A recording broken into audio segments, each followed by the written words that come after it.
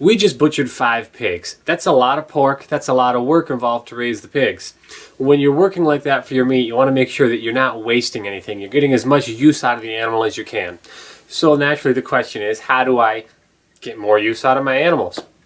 One of the greatest and least utilized ways is by using the pig head. It's a very traditional, classic way of getting more meat from your animal.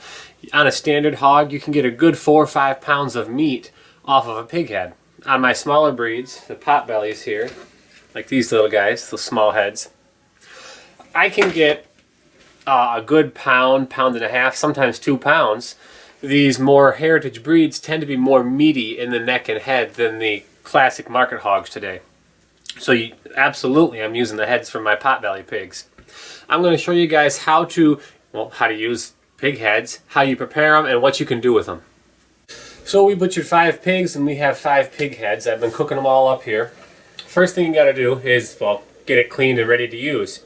If your pig has been scraped, that is, if the hair and the outer layer of skin has been scalded and scraped off, so that you have the inner layers of skin and then the muscle and fat and tissues under that, that's great. If not, just go ahead and skin the whole head. It's pretty easy. Basically, just sharp knife. Everything requires a sharp knife. Good sharp knife. And you're just going to run along the bone structure with the knife, just pretty much filleting it off as you go and peeling it back as you go. That's simple enough. Once you get the head like this, all you got to do is cook it. Step 1. Now you can boil it or you can roast it. I roasted this one here. Roasting gives it a better flavor, but it's harder to use the meat and it's harder to pull the meat off when they've been roasted. So usually if you roast it, you still end up boiling it to soften the meat and pull it off. Now, this one and the other 4, I put in the pressure cooker last night on 15 pounds of pressure and I cooked them for about 2 hours. That is plenty good enough. You don't have to, with a pressure cooker at 15 pounds, 2 hours is plenty. What that does is it loosens up all the meat and the muscle and the tissues around here, and you cook out basically all of the cartilage. Cartilage will dissolve if you cook it long enough, all that cartilage and gristle, and that's what we want because that's a nice gelatin material, and I'm going to use that gelatin for making a head cheese. So all you got to do once you cook it is run your fingers along. Look at that. The whole side came off. That hole down here came off. All that. Look at all this tissue here. All this meat. I'll go ahead and put that up here so you can see it. Now, yes, the brain is still in the animal and the eyeballs are still in. You can eat the eyeballs. You don't have to. My wife won't let me. So, I'm just going to pull the meat off at the back of the eyeballs and put the eye in the scrap pile. That'll probably go to feed the chickens. Alright, so I'm just gonna, this stuff comes off so easy. If you get something that's a little harder, just take your thumbnail and rub it down like this.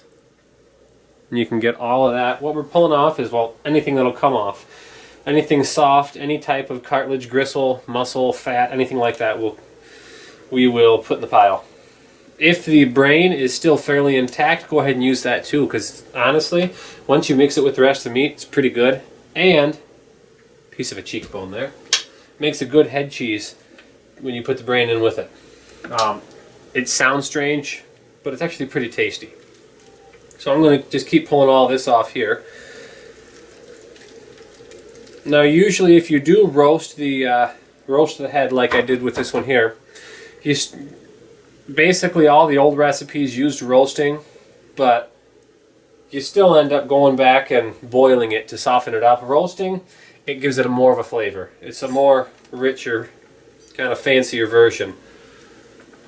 Got a few bone, there's always a few bone fragments in there from when you shoot them in the head. Usually, especially on the smaller pigs, the bullet goes in, comes out a little in the bottom, and you get some bone fragments on the bottom a bit. So, but that's okay. I can pick through those. Alrighty, we're going here. And I'm just feeling everything as I'm going to make sure there's no bone fragments in it. Now, get to the nostril area here. There's might be a little cartilage left in there, so I'm going to open it up and see. the bone is soft enough that I can just kind of pull it apart. There ain't much in there. There's a little here and there. A little here. All that cartilage is just a little extra gelatin and protein. So I'm going to grab that. Not much there. Not much there. Oh, little chunk there. See that? Good stuff. Snout cartilage. That's about it. Okay. Now I'm going to pull this thing apart and just like that, get into the brain. See if it looks intact enough. It's a little bloody, but it doesn't look bad and there's no bones in it, so I'm going to save that too. Put that in the pile here. Alright. I have the tongue here. The tongue fell out because it was that soft. So the tongue, if you've pressure cooked it, you can just take the tongue and just shred it or slice it up and put it in the pile here. If you didn't pressure cook it and you're not planning on it, you want to really slice, we're going to peel or just slice that outer layer off. I'm going to anyways just because it looks weird. So give me a second.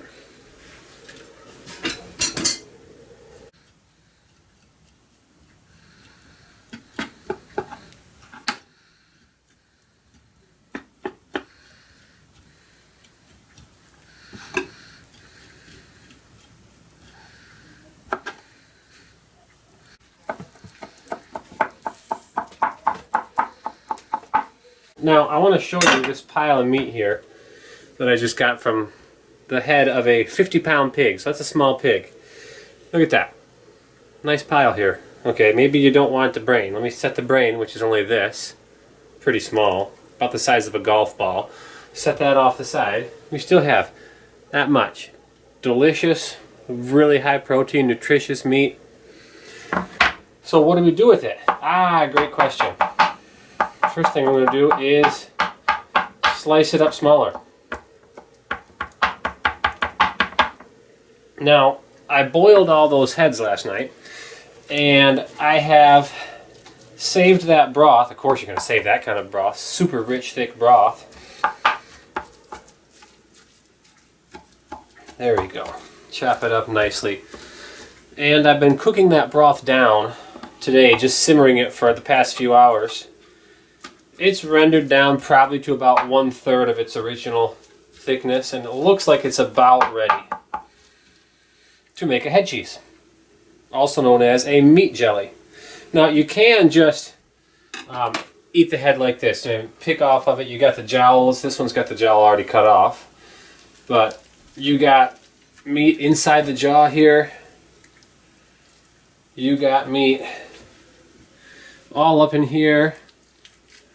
There's a little hunk of meat here at the corner of the nose. You got all this back here just to gnaw on. Really juicy, really rich, very, very dark meat around that skull. If you want to just eat it like that, you can, and that's when roasting it is best because it's more flavorful that way. But for the head cheese, which is my favorite, you can get all these bones put up.